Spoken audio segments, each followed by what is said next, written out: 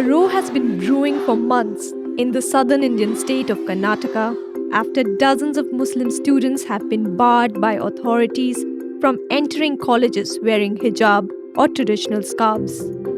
Widespread protests and counter-protests from students attending local colleges and pre-universities have erupted across the southern coastal state, flaring up tensions in the communally sensitive region. You are listening to Beyond the Headlines. I'm your host, Nilanjana Gupta, and this week we are looking at what's behind the hijab row in India.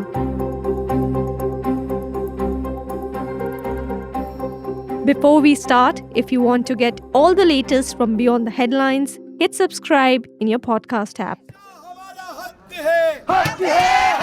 Female Muslim students have protested for days outside the gates of their colleges, demanding the administration to let them attend classes wearing hijab. Their protests were met by counter-demonstrations by students linked to right-wing Hindu groups. They wore saffron scarves, a color used by hardline Hindu nationalists, and marched on the streets chanting Jai Shri Ram, a traditional Hindu salutation that has, in recent years, become a war cry. The Muslim students are claiming that they have been stopped from attending classes because the ruling right-wing Hindu nationalist Bharatiya Janata Party is targeting the community through hijab. But the authorities have defended the decision, saying that it has the right to prescribe and enforce the wearing of uniforms in educational institutions, including a no hijab policy. The government has also claimed that the teenagers are more than welcome to wear the hijab on the campus. It is only in the classrooms they are asking for the hijabs to be taken off. The school where this began is an all-girls school. The Muslim girls would not be expected to wear the hijab in an all-female environment, but the school faculty has both male and female staff. On December 28, 6 students returned to the Women's Pre-University College in the Udupi district after a gap of 9 months.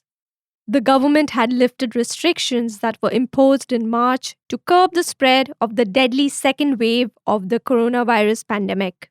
According to students, after they arrived wearing the Muslim traditional headscarf, some of their Hindu classmates protested, saying the women were violating the uniform rules.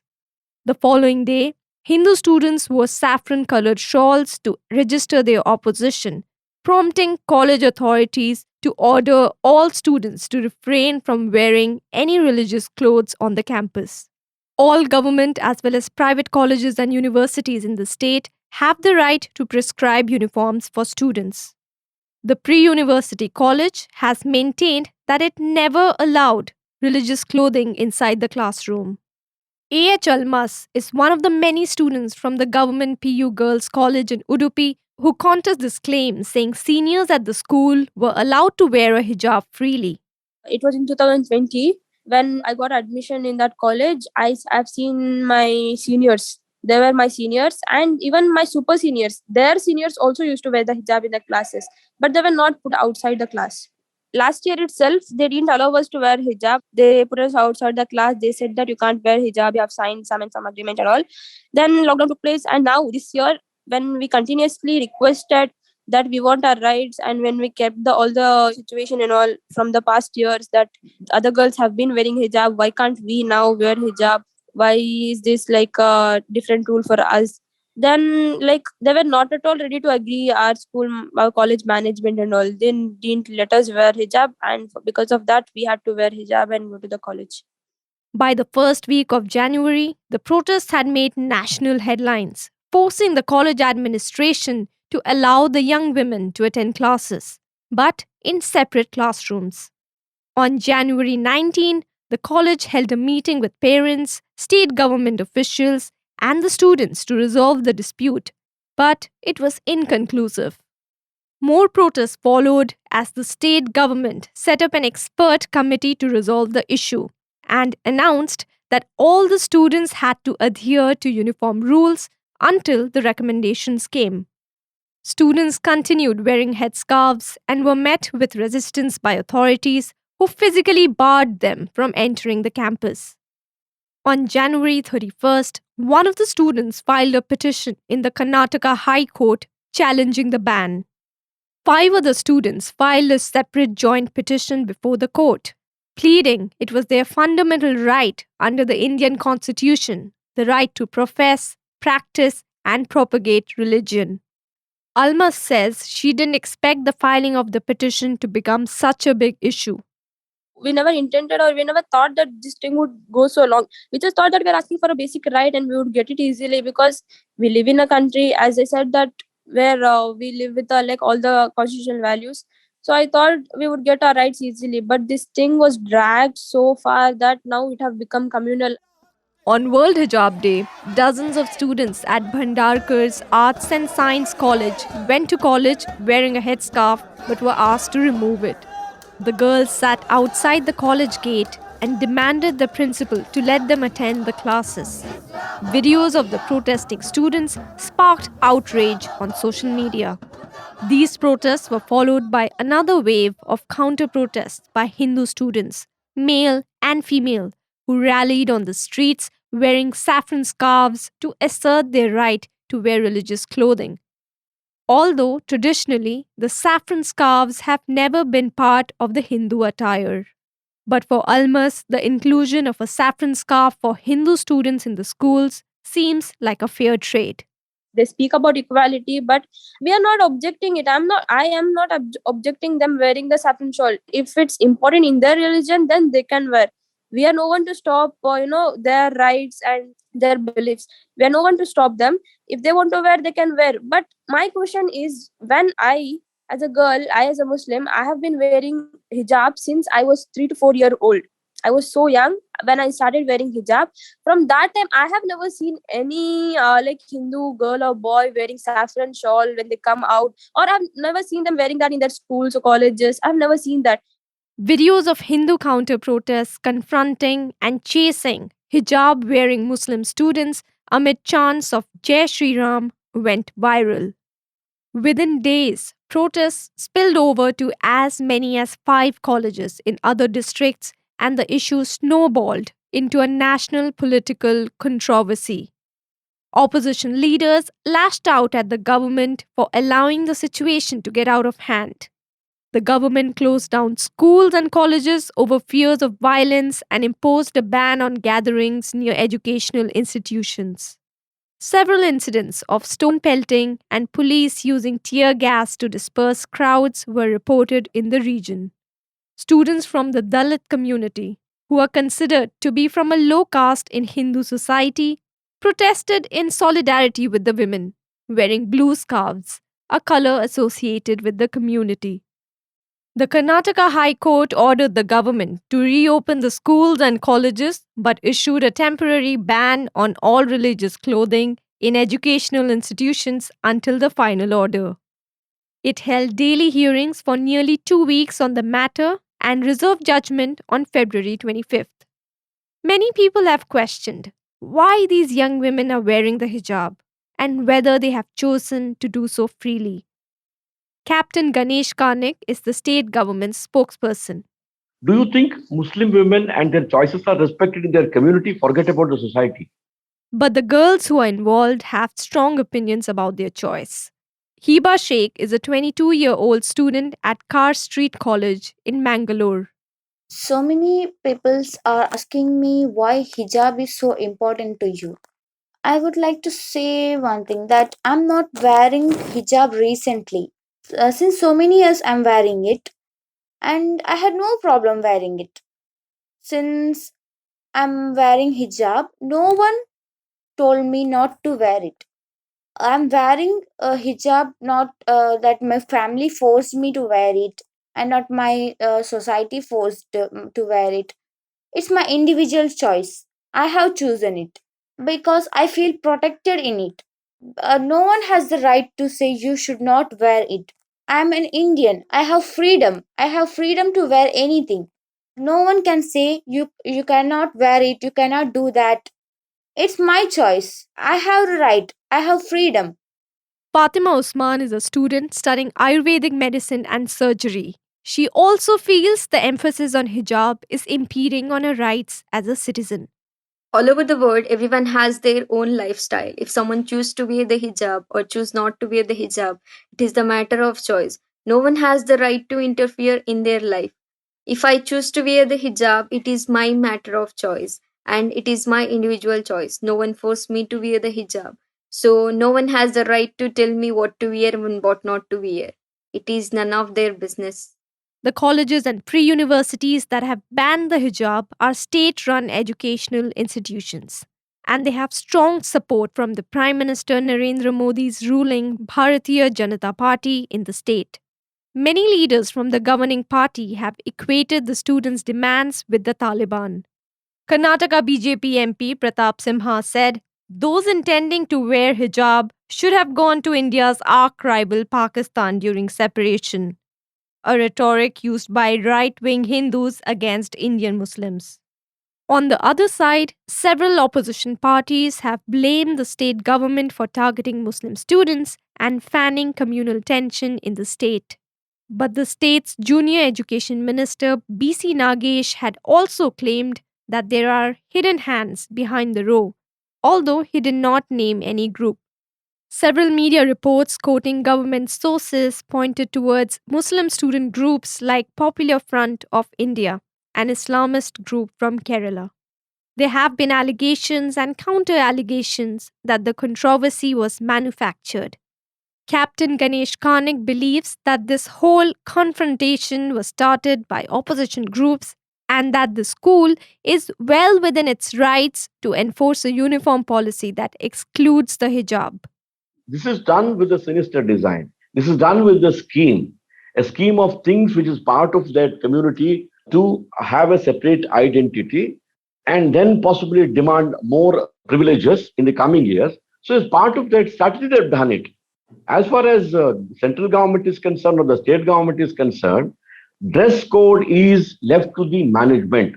You have seen in your own country possibly, schools and colleges have different kind of dress code to be identified as a different institution. So governments do not insist on a particular color dress or particular color uniform. It is left for the management. So there is no question of government not getting involved or not getting involved. But hijab, why it has come to the focus only today? Why in recent times? Why was it not questioned? I have gone through my schools and colleges. I had Muslim friends in my classes. They never wore hijab. They did not even wear burqa and come to class. Of late, this kind of a separate identity is being established. And as far as the schools and colleges are concerned, they never objected to Muslim girls coming to school campus wearing burqa. They only said in the classroom, in the name of uniformity, every child is supposed to have a same kind of a dress code. What is wrong in it? Although the controversy is over hijab, students from the minority Sikh community have also been dragged into the row. Baptized Sikhs, including women, wear a turban called dastar as part of the 5 mandatory symbols to be carried on their bodies. Asking to remove it is considered an insult to their religion. But in February, a pre university Sikh student in the state capital Bangalore was ordered to remove her turban by the principal. The same week, a 6-year-old boy was denied admission in a school for wearing the religious turban in the state, sparking outrage in the community. Several Sikh leaders wrote to the state chief minister Baswaraj Bommai to issue a government order to protect the Sikh religious rights. Although Captain Karnik believes a student can be asked to attend without a hijab, he considers it unfair treatment for Sikh students to remove their turbans. As far as I'm concerned, as far as the Sikh community is concerned, I have, in the army days, I have worked with them. I have lived in Punjab. The wearing of turban is part of their religious practice. There are 5 things they are supposed to practice. And among those 5 things, one is the pagdi. That's one part. Secondly, in armed forces, as per our regulation, as per norms, they are permitted to wear it because there is a guidelines given. As far as the Sikh troops are concerned, they are permitted to wear their pagdi or their turban. So in this particular school which you are referring to, I have also gone through the press reports. Permitting or not permitting these young children wearing pagdi to enter the school is not the right thing to do. The school should have allowed them to continue because it was accepted norm. In all the centrally administered Kendriya Vidyalayas, central schools that we have in this country, even though they have a uniform, Sikh children are permitted to wear their turban and come to the school. So what they have done is not in the right direction. For Captain Karnik, Sikhs and Muslims are two distinct issues.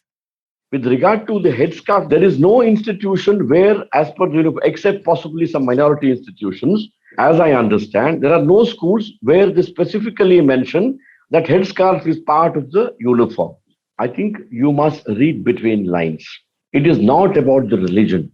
If the religion demands it, you sit with the school management and then include it as part of the dress code or ask for a special provision. And the special provision can be requested in more decent and dignified way. It is possible.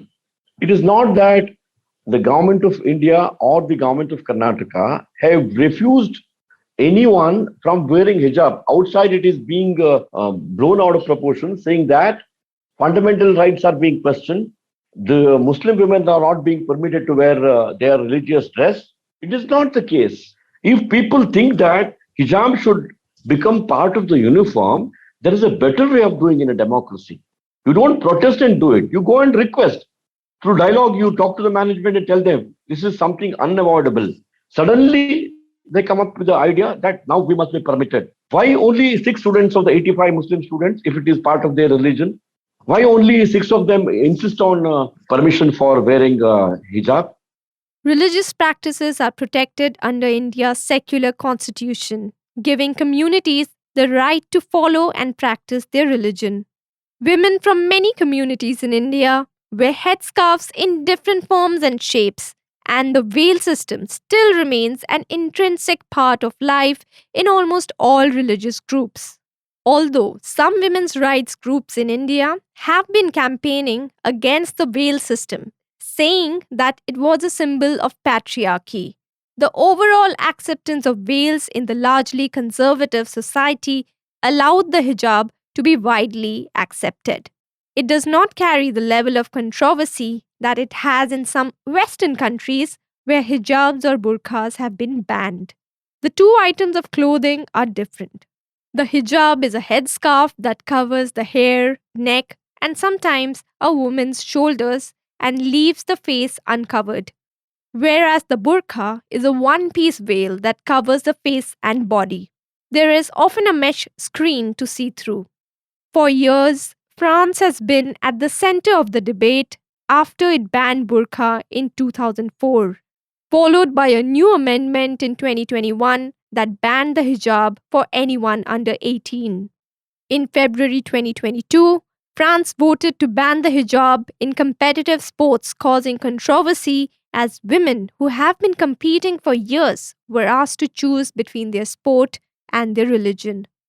The Netherlands has had a burqa ban since 2019. In recent years, particularly after Indian Prime Minister Narendra Modi came to power in 2014, religious practices of minorities, especially Muslims and Christians, have come under scrutiny. Although India is a secular country, laws have been imposed that reflect the Hindu majority. From banning and criminalizing the eating of beef and interreligious marriages to attacking Christmas masses, minority religious groups are facing unprecedented assaults in India. The number of attacks on people for eating beef has risen since Modi came into power. The cow is a sacred animal for India's Hindu majority, and eating beef is considered sacrilegious. Congress is the main opposition party in India and have fared badly in elections since India's PM Modi, the leader of the BJP, came to power in 2014. Modi's popularity as a man who came from humble beginnings and one who defends the majority Hindu population has increased as he won with an even bigger majority vote in 2019.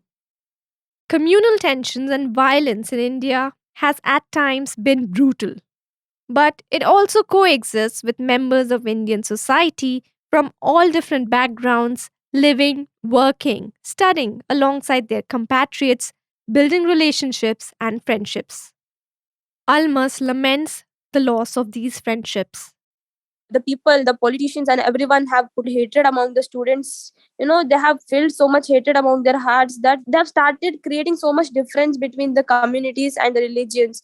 This is very sad to say that my friends, my own non-Muslim friends, have been, not speaking with me from so many days after these things have started. I feel so sad for it. We used to sit together, we used to share our food together, we used to gossip, and now the same friends which were so close with us, now they are not even speaking to us properly. This is heartbreaking.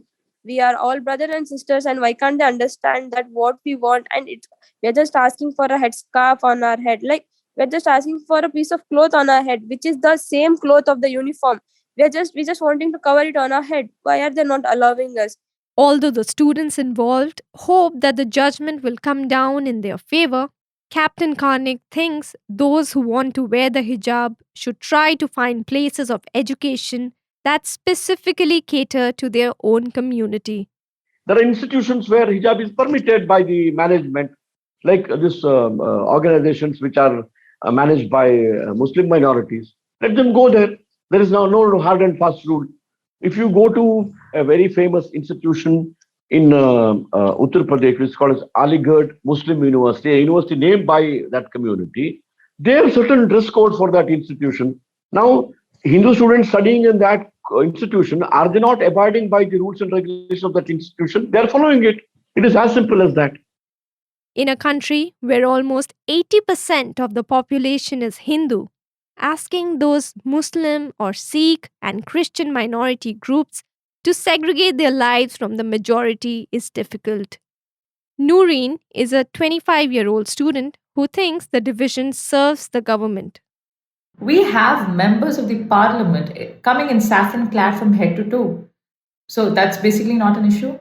I think the ruling government, they want to convert this into a Hindu Rashtra because there has always been this division of Hindu Muslim from the beginning of time.